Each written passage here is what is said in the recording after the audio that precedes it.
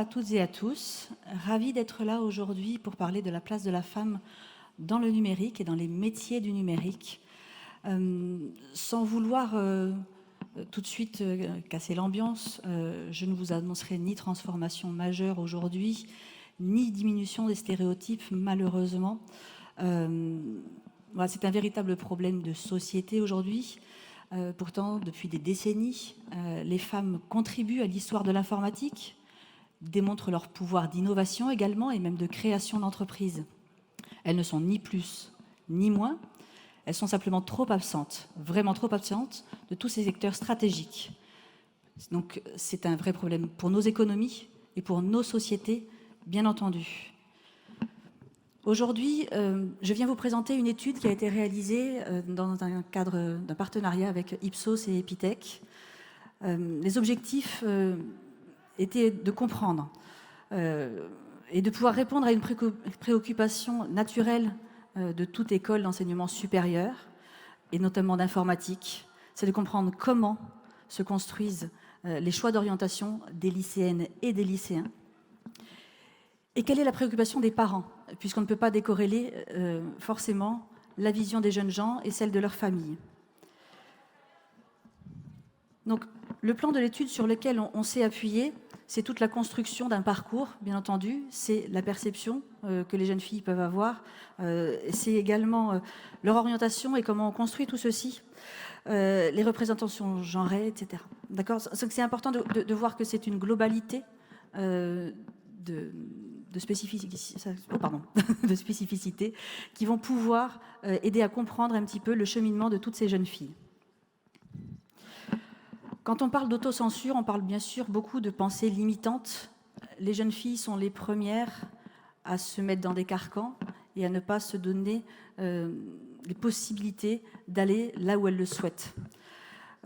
C'est également aussi une question de prendre le contrôle de son orientation, le contrôle de son projet professionnel et de sa place dans la société. Voilà, alors là, vous voyez, les chiffres sont édifiants, tristement édifiants. 94% des lycéennes considèrent indispensable d'avoir un bon niveau dans les matières scientifiques. 27% des lycéennes interrogées considèrent avoir un bon niveau, contre 36% des lycéens. Quand on parle de bon niveau, certains considèrent que 14 de moyenne, c'est une bonne moyenne dans les matières scientifiques. Il faut savoir que seulement 43% des jeunes filles considèrent qu'elles ont un bon niveau quand elles ont 14 de moyenne dans les matières scientifiques, contre 78% des garçons. Voilà. Les rires nerveux expliquent ce que ça dit. Elles ne se sentent donc pas légitimes de suivre une formation en informatique, et ça, c'est terrible. Et ce qui est encore plus terrible, c'est que les parents eux-mêmes sont de cet avis. Alors là encore, je vais vous abreuver de chiffres. C'est vraiment pour vous montrer les contrastes. Il ne s'agit pas de vous assumer avec ces chiffres-là, mais c'est à chaque fois, on voit à quel point ça diffère des jeunes filles aux jeunes gens. 37% des jeunes filles aimeraient, potentiellement, elles n'ont pas comme objectif principal d'être dans des filières d'ingénieurs ou d'informatique, mais elles aimeraient. Ça fait partie des perspectives qu'elles envisagent. 36% seulement pensent pouvoir avoir le niveau pour atteindre ces formations. Quand on part de ce constat avec seulement un tiers de la population féminine qui se sent capable d'aller dans ces voies-là, et que ce n'est que des perspectives potentielles, mais pas un vœu à tout prix, forcément, on se rend compte que derrière, ça va encore chuter. Et là encore, les parents sont tout à fait d'accord avec ce constat. Elles ne sont pas encouragées dans cette voie-là. Pourtant, 54% des jeunes filles sont intéressées par les métiers scientifiques et 56% par l'informatique. C'est moins que les garçons, toujours. 70% des garçons par les métiers scientifiques, 80% par les métiers de l'informatique. Ce qui signifie, une fois encore, que dans leur construction sociale, ils sont depuis toujours encouragés à s'autoriser, pas forcément aller dans cette voie-là, mais en tout cas à s'autoriser à explorer toutes les voies scientifiques et informatiques. Et là encore, l'écart est important. Mais ça n'explique toujours pas un tel niveau de sous-représentation à l'arrivée. Donc la question se pose, bien entendu, des mécanismes de l'orientation. Quels sont-ils? Le choix de l'orientation est très précoce. On demande aux jeunes gens, dès la 3e désormais, de se positionner. Et donc, ils construisent, vous voyez, à 65%, leur projet professionnel dès l'arrivée au lycée. Pourtant, ils ne connaissent pas les possibles, ils ne connaissent pas les métiers. Les enjeux sont importants et les possibilités méconnues. Il y a un grand déficit de connaissance des métiers de l'informatique. On se rend compte qu'effectivement, au sein même des familles, les parents, les oncles, tantes, etc., ne connaissent pas vraiment ces métiers-là. Et par conséquent, ils ne peuvent pas accompagner leurs enfants dans cette découverte de ces options. C'est une vraie problématique, cette même connaissance des métiers, puisque tant qu'on n'a pas accès à cette information, comment voulez-vous qu'on se projette davantage?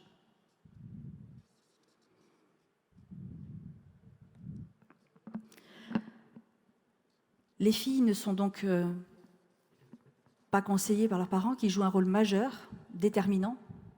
Alors vous voyez, 37% des jeunes filles sont conseillées par leurs parents et c'est la vie qui compte, arrivent seulement après les autres acteurs. Très régulièrement, nous, en tant qu'école d'informatique, on rencontre environ 30% de jeunes filles qui viennent s'intéresser. Au final, dans nos promotions, on a péniblement 8% de jeunes filles qui sont inscrites. Tous les ans, on offre une bourse qui prend en charge intégralement la scolarité des jeunes filles pour pouvoir permettre non seulement la mixité, mais la diversité aussi, que tout le monde puisse se projeter. Il y a des années où on n'arrive pas à utiliser cette bourse. Ces jeunes filles sont tellement éloignées de tout ça qu'elles ne se positionnent pas du tout. Ça ne les concerne pas. Et pire encore, on voit parfois des jeunes filles qui nous disent « mes parents m'ont interdit d'aller dans cette voie-là ». Et ça, c'est une problématique sociétale majeure. Ça va au-delà de la simple orientation, c'est-à-dire que ces jeunes filles n'ont pas leur libre arbitre pour choisir leur projet de vie. Donc, 33% des jeunes filles sont vues conseillées d'orienter vers des métiers numériques seulement. L'enjeu est essentiel. La construction du projet d'orientation est aujourd'hui au cœur donc, de nos préoccupations en tant qu'école d'enseignement supérieur, mais au cœur aussi des préoccupations des entreprises partenaires avec lesquelles on travaille, les associations, la mêlée, mais d'autres aussi, qui on travaille main dans la main. Les métiers du numérique sont vus par les lycéens comme des métiers d'avenir, bien rémunérés, etc. Bref, une vision très positive qui correspond finalement à une réalité du marché, puisqu'on le voit en sortie d'école, 100% d'employabilité, en tout cas nous concernant, mais c'est sensiblement pareil dans les autres écoles informatiques, avec des niveaux de rémunération qui sont très confortables pour des juniors. Ils sortent avec 39 000 KE en sortie d'école. Donc, même s'ils devaient investir, c'est pas ça le frein. Ils ont un retour sur investissement immédiat. Donc, c'est vraiment une question de perception, là encore. À l'opposé de la perception des lycéennes. Pensée négative. Elles ne se reconnaissent pas du tout dans ces métiers-là. Elles ne les trouvent pas pertinents, les concernant en tout cas. Et donc, quand on a dit tout ça, on se rend compte que finalement, le frein majeur, ça reste, et ça restera encore un certain temps malheureusement, même si on est tous engagés pour ça, une question de représentation et de stéréotypes. Voilà, je vous laisse regarder ces quelques chiffres encore une fois. Je ne peux pas tous les commenter dans le détail, mais c'est un métier masculin, c'est pas là elles vont pouvoir s'épanouir, etc., etc. C'est un tiers des lycéennes qui n'envisagent pas cette orientation, enfin seulement qui envisagent cette orientation, et c'est colossal. De cet abysse comme ça où il ne se passe rien pour les accompagner. Donc aujourd'hui, on propose, nous, en tant qu'école d'enseignement supérieur, mais ce n'est pas nous, en tant qu'école, qui allons régler ça, Vous l'entendiez juste avant sur l'ouverture de cette journée, c'est une question de collectif, travailler ensemble. Il est essentiel qu'aujourd'hui, les acteurs associatifs, l'enseignement supérieur, les entreprises puissent agir ensemble dans cette dynamique-là et pouvoir poser vraiment des mots. Et au-delà des mots, c'est pouvoir expérimenter, apprendre par l'expérimentation. Quand on se rend compte que les jeunes filles ont décidé de leur orientation et quand on leur dit que si elles sont scientifiques, c'est plutôt vers les métiers de la santé qu'il faut qu'elles se dirigent, il est possible d'évoluer dans les métiers de la santé tout en étant dans l'informatique, puisque dans tous les secteurs d'activité, l'informatique est représentée. Donc on a besoin de rôle modèle davantage. 44% des lycéennes et des lycéens aimeraient qu'au cœur de l'école, il y ait des professionnels qui viennent parler leur métier, qui viennent les aider à comprendre, au-delà d'en parler. Et donc, on est persuadé que par l'expérimentation va pouvoir se jouer l'essentiel de cette orientation. Si l'image est déplorable de ce secteur, on a besoin de travailler ensemble. Donc, il est même peut-être question d'arriver avant qu'elle soit au lycée, bien entendu, les sensibiliser en primaire, parce que mais là, c'est sensibiliser tous les jeunes gens, parce que, on le disait tout à l'heure, c'est l'ensemble du secteur qui manque de talent. Mais on ne peut pas penser la société de demain au travers du numérique sans la penser avec l'ensemble de la société qui y contribue, bien entendu. Donc c'est important de mettre en place des ateliers de coding club, des associations qui vont militer au cœur des établissements même pour leur dire, voilà, vous avez votre place, c'est important, prenez-la, vous ne la devez à personne. C'est important que vous puissiez être, vous, actrice de votre projet, sans que personne n'ait à vous dire ce que vous avez à en faire. Toutes les jeunes filles, bien entendu, n'ont pas cette appétence pour l'informatique, mais si elles n'ont pas expérimenté, elles ne sauront pas si elles sont faites pour ça ou pas. Et c'est important de leur donner ces clés du choix avant toute chose. Donc on est heureux aujourd'hui de travailler main dans la main avec Job IRL, la Mêlée, avec bien sûr l'Académie, pour pouvoir ensemble œuvrer dans cette dynamique-là. Et puis... voilà, il est vraiment nécessaire de renforcer la visibilité donc, des femmes et de toutes les femmes qui sont actrices du numérique auprès de ces jeunes gens pour qu'ils puissent enfin avoir des modèles auxquels s'identifier. Je conclurai là-dessus en espérant que parmi vous, vous avez des jeunes femmes qui peuvent se présenter à nous et qui sont volontaires pour nous accompagner auprès de ces jeunes gens. Merci de m'avoir écouté.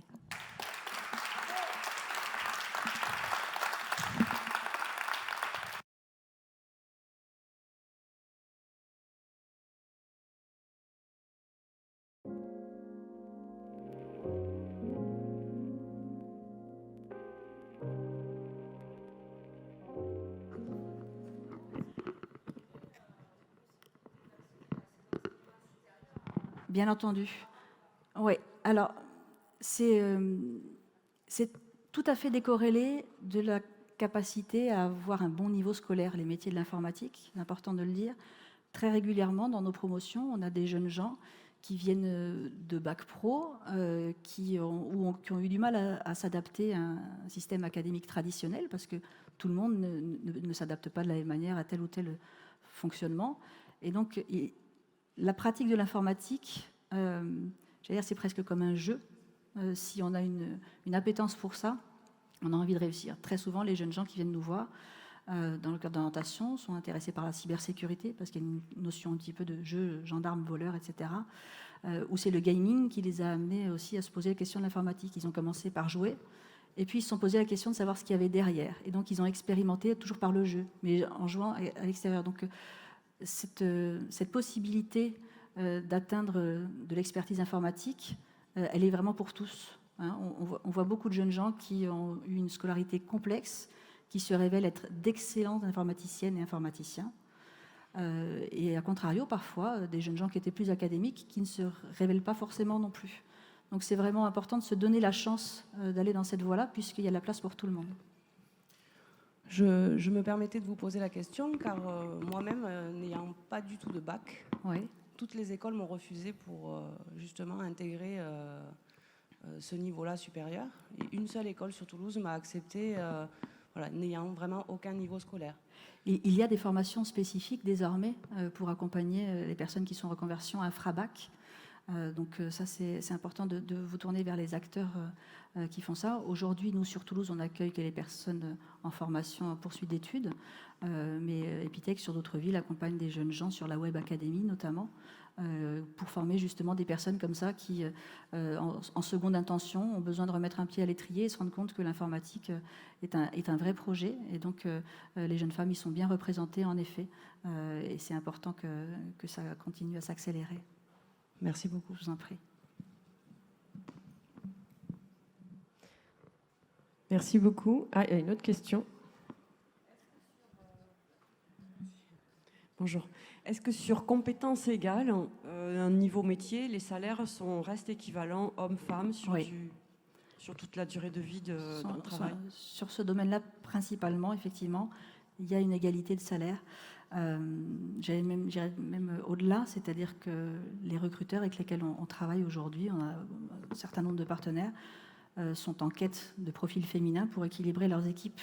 Donc l'idée reçue que vous verrez si vous regardez un petit peu l'étude dans le détail, selon laquelle les recruteurs favoriseraient les hommes, est fausse, totalement faux. Au contraire, les recruteurs sont dans une démarche active, donc travaillent à nos côtés pour nous accompagner, pour accompagner les jeunes filles à aller vers ces voies-là, parce qu'ils les recherchent, et comme ils veulent les fidéliser, parce que, vous l'avez entendu, le problème de la pénurie des talents est tel que, quand ils veulent fidéliser quelqu'un qui a une expertise dans la tech, quel que soit le niveau de technicité du métier, ils font ce qu'il faut pour les conserver auprès d'eux, et donc pour déjà les faire venir à eux.